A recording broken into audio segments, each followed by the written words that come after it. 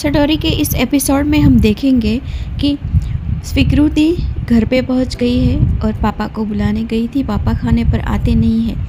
Mummy के साथ अकेले ही खाने में बोर हो जाती है। फिर मम्मी से पैसों की मांग करती है और मम्मी के साथ थोड़ी बहुत बातचीत करने लगते हैं।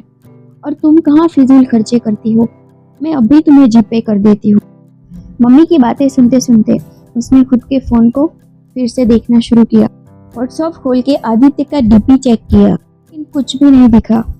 सच में तो स्वीकृति यह देखना चाहती थी कि आदित्य ने उसे अनलॉक किया भी या नहीं। स्वीकृति फिर से निराश हो गई और आदित्य की जगह सुयश को और ध्रुवी को हाय भेज दिया। साथ पढ़ रहे कॉलेज में दूसरे 3 लड़कों को उसने हाय मैसेज किया। बाटी का फोटो अपने व्हाट्सएप स्टेटस में चढ़ा दिया। मैं तो पार्लर में बहुत कम जाती थी। हमारे उस वक्त पे पार्लर का इतना ज्यादा चलन नहीं था। कपड़ा की बातें शुरू थी। इन स्वीकृति खुद के ही ख्यालों में खोई हुई थी। कमनसीबी से बात करने के लिए 2 जनों की आवश्यकता होती है, वो भी एक बात करे तो दूसरा सुने, दूसरा करे तो पहला सुने। जीत तो तभी पॉसिबल होती है ना। सामने वाली व्यक्ति जब तक हमें सुनती है तब तक वो पॉसिबल होता है। जब तक वो उसका ध्यान और मन कहीं और लगा देती है, बातचीत वहीं रुक जाती है, एक मोनोलॉग बन जाता है। ने खुद का इंस्टाग्राम खोला, चेक किए, और फेसबुक खोला, मैसेंजर खोला, वो चेक किया, व्हाट्सएप खोला, देखा कि उसकी स्टेटस पे कितनी लाइक आई है। उसके मन की ऐसी स्थिति चीख चीख के ढिंडोरा पीट रही थी कि वो बहुत बुरी हालत में पहुंच चुकी है। लेकिन अफसोस की बात यह थी कि उसके पास बैठी उसकी मम्मी उसकी ये हालत पहचान नहीं पाई।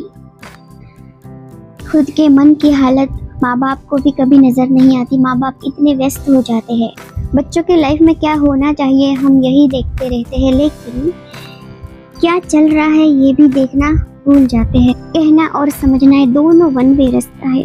यह दोनों क्रिया एक ही रास्ते पर पॉसिबल नहीं होती। सिर्फ कहना है, वो सामने वाले को समझना चूक जाता है, और जिसे समझना है उसे समय रहते कहना बंद करना पड़ता है। स्वीकृति खुद के रूम में चली जाती।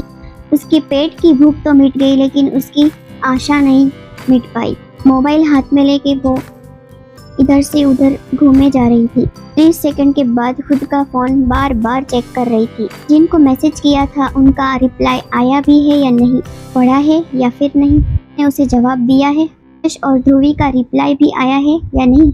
यही चेक करने में उसका पूरा ध्यान मन अस्त व्यस्त हो रहा था।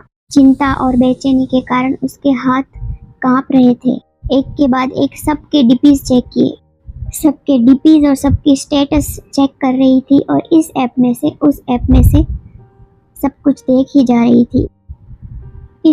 इसको करते हुए उसे 1.5 घंटा बीत चुका था। उसे बिल्कुल खबर भी नहीं है इसमें लेक्चर का टाइम हो रहा है। स्वीकृति अभी भी उसके मोबाइल से चिपकी हुई है। न एक की ब्लू टिक और ना ही एक का भी रिप्लाई आता है उसे। आदित्य के साथ का ब्रेकअप, सुयश के साथ की रात, मम्मी के सवाल, रात के बाद की घटनाएं, पापा का व्यवहार, मन में कुछ भी सही नहीं चल रहा। निराशा के ढेर के नीचे स्वीकृति दबी जा रही है। हमारे मन के अंदर वो आवाज होती है जो हमें डराती रहती है। खोखलापन, अकेलापन, निम्न होने की अनुभूति, हर एक बात में हमारी टीका, यही आवाज होती है को इनर क्रिटिक ऐसे जाना जाता है।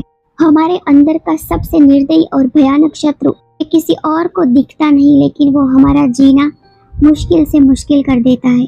स्वीकृति के अंदर की आवाज इस समय भी यही कह रही थी कि 2 घंटे होने को आए, फिर भी किसी का रिप्लाई नहीं आया। ध्रुवी भी फोन नहीं कर रही है। उसे तो पता है ना कि मैं डिस्टर्ब हूँ। वो उसके बॉयफ्रेंड के साथ बिजी हो गई होगी, वो क्यों बात करेगी मेरे साथ? मेरे पास ही कोई बॉयफ्रेंड क्यों नहीं टिकता? मैं सेक्सी तो लगती हूँ ना।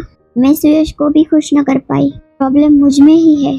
कोई लड़का मेरे करीब क्यों नहीं आता?